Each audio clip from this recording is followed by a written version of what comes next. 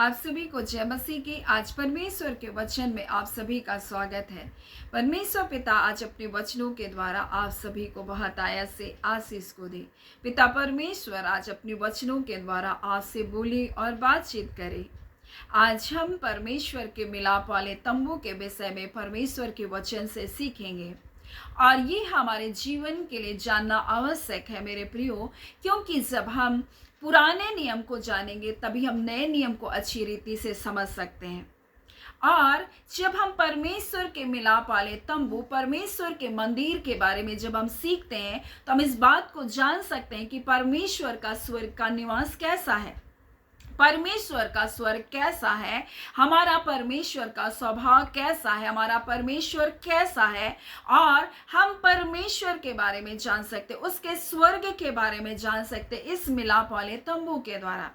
मेरे प्रियो, जब हम निर्गमन 25 अध्याय से लेकर जब हम 40 अध्याय तक पढ़ते हैं, हम देखते हैं कि परमेश्वर ने बड़े ही विस्तृत रूप से एक एक चीज, एक एक वस्तुओं के बारे में परमेश्वर ने कहा। परमेश्वर ने वहां के पर्दे के बारे में, उनके रंगों के बारे में परमेश्वर ने बताया। परमेश्वर ने वाचा के संदूक में कौन सी लकड़ियां होनी है, उसके अंदर के कौन सी चीज रखनी है, उसकी लंबाई कितनी है, उसकी चौड़ाई कितनी है, उसकी ऊंचाई कितनी है, सब कुछ परमेश्वर ने बताया। मेरे प्रियो, जब परमेश्वर इस बात को बता रहा था मूसा को, परमेश्वर हमें कुछ बातों को बताना चाहता है। हमारा परमेश्वर सिद्ध है और वो सिद्ध रूप से हर कार्य को करता है। परमेश्वर सिद्ध परमेश्वर है। मत्ती उसका 5 उसका 48 को जब पढ़ते हैं तो लिखा, इसलिए तुम सिद्ध बनो क्योंकि तुम्हारा स्वर्गीय पिता सिद्ध है। और वो चाहता है कि हम सिद्ध बने। हमें सिद्धता के लिए परमेश्वर ने बुलाया, क्योंकि जब उसने मंदिर के निर्माण के बारे में मूसा को बताया, हर चीज को वो बारीकी से बता रहा है। कौन सी लकड़ी होनी चाहिए और किस प्रकार से टेबल बनना चाहिए, किस प्रकार से उसके डंडे लगे, किस प्रकार से उसकी कड़ियां लगे, किस प्रकार से वो कितने भागों में बांटा जाए, सब कुछ परमेश्वर बता रहा है। क्योंकि वो परमेश्वर का वचन इब्रानी 9 में लिखा है, वो स्वर्ग के नक्शे का क्या है, एक प्रतिरूप है मेरे प्रियो। और जब इब्रानी 9 उसका 23 को पढ़ते हैं, अवश्य है कि स्वर्ग में की वस्तुओं के प्रतिरूप, यानी स्वर्ग में जो वस्तुएं उसके प्रतिरूप के रूप में परमेश्वर ने मिलाप वाले तंबू को बनाया। और जब हम मिलाप वाले तंबू के बारे में जानेंगे तब हम परमेश्वर के बारे में जान सकते हैं, परमेश्वर के स्वर्ग के बारे में जान सकते हैं, उसका स्वर्ग कैसा है। और ये तो एक स्वर्ग की झलक है मेरे प्रियो। कौन लोग उसमें प्रवेश कर सकता है, कौन उसमें सेवा कर सकता है, कैसे हम परमेश्वर के पास जा सकते हैं, ये सारी बातें इस मिलाप वाले तंबू में समाहित है। हम जितना ज्यादा गहराई के साथ इस मिलाप वाले तंबू के बारे में जानेंगे, हम उतना ज्यादा परमेश्वर के बारे में, उसके बेटे यीशु मसीह के बारे में, उसकी सेवकाई के बारे में हम जान सकते हैं। और यीशु मसीह के सेवकाई को किस प्रकार से विस्तार रूप से हम उसको समझ सकते हैं, इस मिलाप वाले तंबू के द्वारा हम समझ सकते हैं, परमेश्वर के मंदिर के द्वारा हम समझ सकते हैं। फिर हम परमेश्वर के कलीसिया की ये छाया है मेरे प्रियो, ये मंदिर, और परमेश्वर के कलीसिया की छाया, परमेश्वर किस प्रकार से कलीसिया में वास करता है, कैसे कलीसिया मसीह में बढ़ सकती है, उसके बढ़ने का कद कैसा, इस बात को हम सीख सकते हैं मेरे प्रियो। और इसलिए तो हमको मिलाप वाले तंबू के बारे में जानना आवश्यक है, क्योंकि जितना अगर हम इस पुराने नियम को जानेंगे उतना हम नए नियम को हम समझ सकते हैं मेरे प्रियो। अगर हमको नए नियम को समझना है, नए नियम की पत्रियों को समझना है, हमें प्रकाशित वाक्यों को समझना है, तो हमको पुराने नियम को उतना ही जानना आवश्यक है मेरे प्रियो। जब परमेश्वर निर्गमन और उसके 25 अध्याय में बता रहा है, तो परमेश्वर मूसा को विस्तृत रूप से सब बातों को बता रहा है।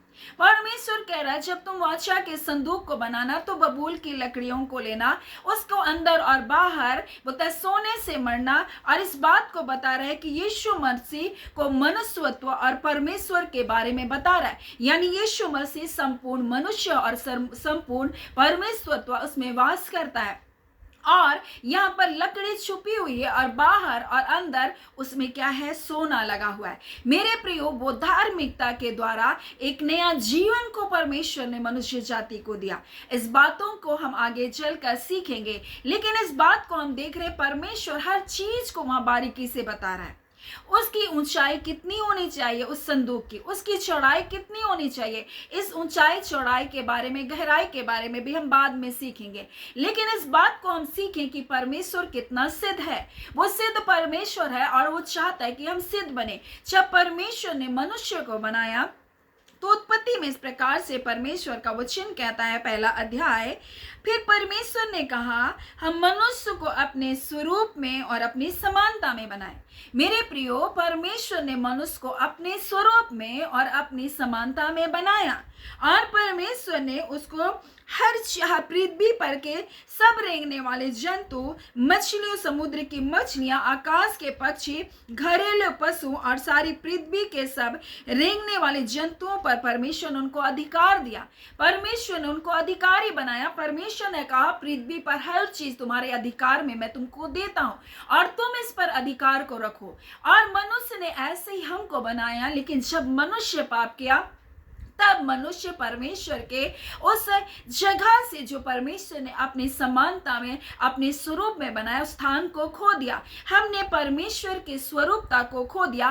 और सिद्ध होने का अर्थ है पूर्ण बनो, बोलता है संपूर्ण बनो कि जैसा तुम्हारा परमेश्वर है। यानी कि हम परमेश्वर की संपूर्णता को खो दिए।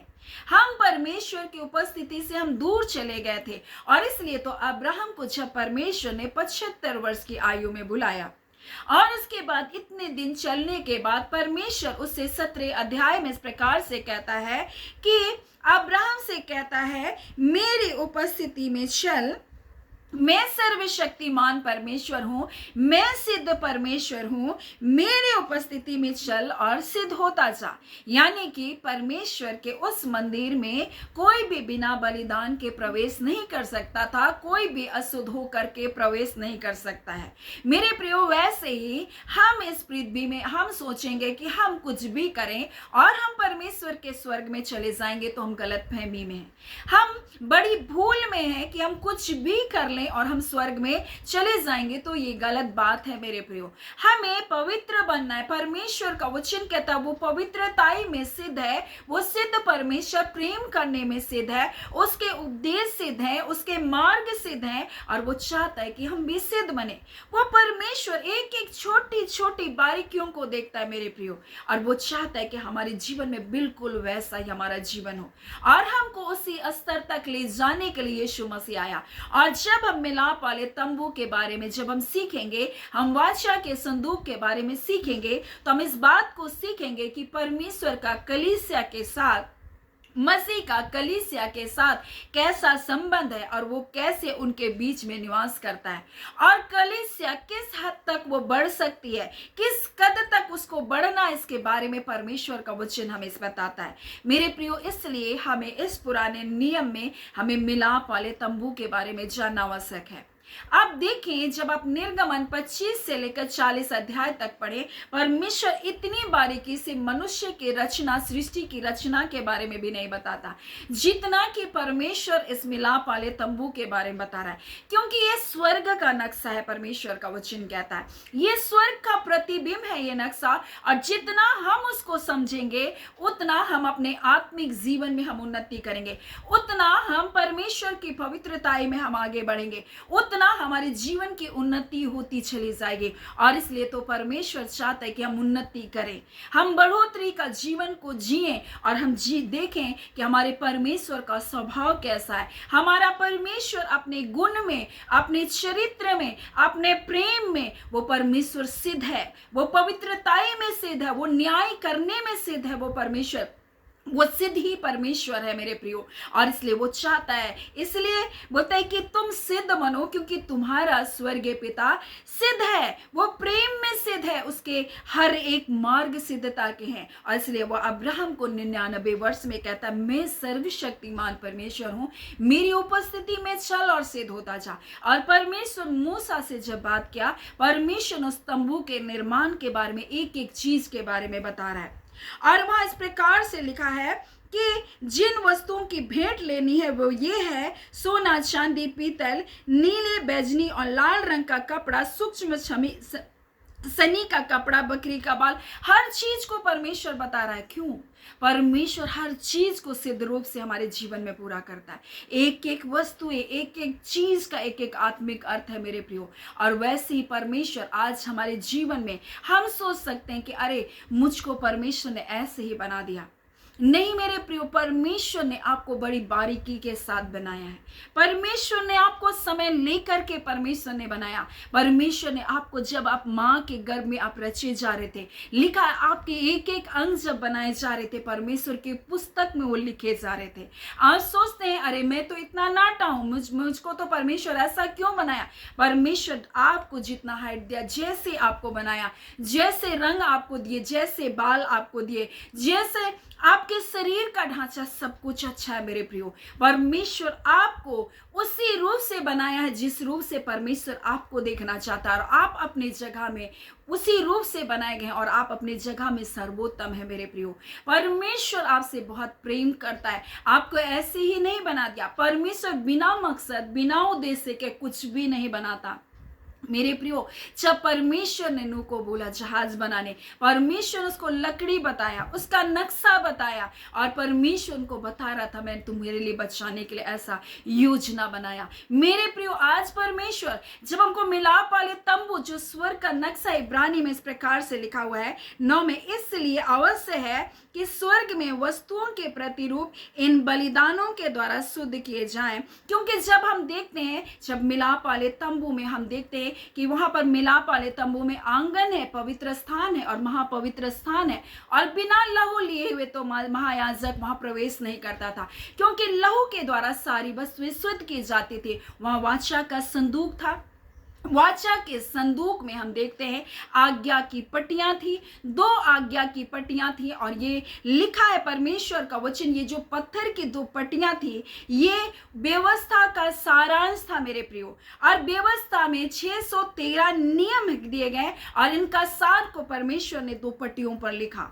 और 613 नियमों का जो सारांश था इन आज्ञा की 2 पट्टियों पर था और उस वाचा के संदूक के अंदर रखा गया था। फिर एक बर्तन में वहां मन्ना था, जो परमेश्वर ने इजरायलियों को मिस्र की गुलामी से निकालकर 40 वर्ष उनको खिलाता रहा, उनका भरण पोषण करता रहा। और इनका तो एक अलग अर्थ है, इन वाचा की पट्टियों का एक अलग अर्थ है मेरे प्रियो। हारून की छड़ी उसमें रखी गई थी जिसमें फूल और फल लग गया था, और इस छड़ी का तो अलग अर्थ है मेरे प्रियो। परमेश्वर ने हमको सिद्ध रूप से बनाया, अपने स्वरूप में और अपनी समानता में हमको बनाया, हमको अधिकारी बनाया। लेकिन जब हमने पाप किया, हमने गलती की, तो हम परमेश्वर से दूर हो गए। लेकिन परमेश्वर ने हमारे लिए उपाय किया पाप क्षमा करने के लिए, और इस मंदिर में प्रवेश करने के लिए बलिदान चढ़ाया जाता था। उसी प्रकार से हमें स्वर्ग में प्रवेश करने के लिए हमारे लिए यीशु मसीह बलिदान किया गया, और उसके लहू के बगैर हम शुद्ध किए गए, हम स्वर्ग में कभी भी प्रवेश नहीं कर सकते हैं मेरे प्रियो। परमेश्वर हमें यहाँ इस पृथ्वी पर हमें उस स्वर्गीय के राज्य के लिए तैयार कर रहा है। जैसा परमेश्वर हमारे जीवन को सिद्धता की ओर बढ़ाना चाहता है, वैसे हमारे जीवन में उस पृथ्वी पर वो काम कर रहा है मेरे प्रियो।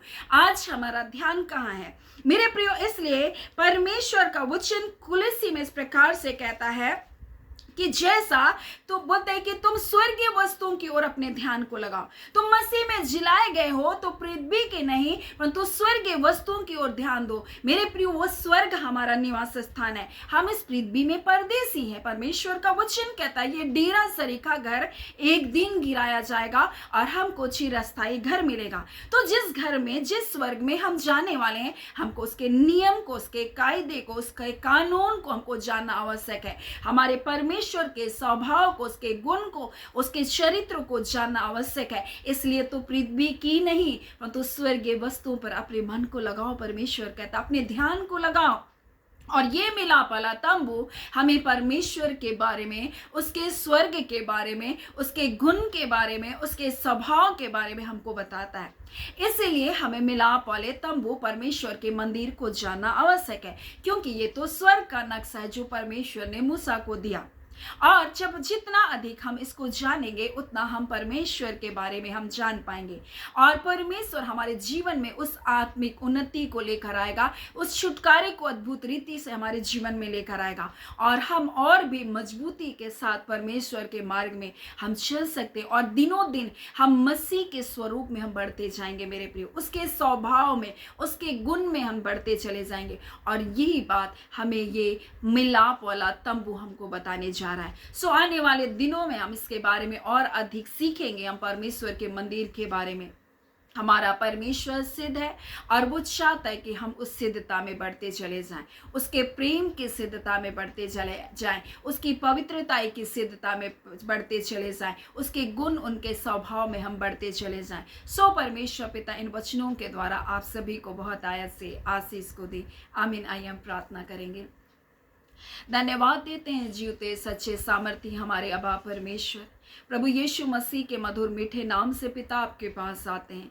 हम धन्यवाद देते हैं पिता परमेश्वर, जिस विषय को प्रभु जी हमने प्रारंभ किया पिता, हाँ पवित्र आत्मा आप सहायता कीजिए परमेश्वर पिता, कि हम और भी गहरी रीति से परमेश्वर पिता उन बातों को सीख सके जो आप हमें बताना चाहते हैं पिता। सचमुच हम इस पृथ्वी पर एक परदेसी और हमें आपके पास जाना है, आपके राज्य में जाना है पिता परमेश्वर, और उस राज्य के बारे में पिता परमेश्वर हमें अपना मन को लगाने के लिए, अपना ध्यान को लगाने के लिए पवित्र आत्मा आप हमारी सहायता कीजिए। हम वो तैयारी के साथ परमेश्वर प्रवेश करने पाए पिता, और आपकी उस महिमा को हम देख सके परमेश्वर। हाँ पिता परमेश्वर, जो युगान युग से आपकी है खुदावन परमेश्वर पिता, हम प्रार्थना करते जितने लोग अपने जीवन में समस्याओं से होकर गुजर रहे, तकलीफ और पीड़ाओं से होकर गुजर रहे पिता, ए दयालु अनुग्रहकारी पिता, आपके बेटे यीशु के नाम से मांगते हैं पिता, आज हर बंधन टूट जाए इनके जीवन से, अंधकार की सारी शक्तियां इनके परिवारों को छोड़े,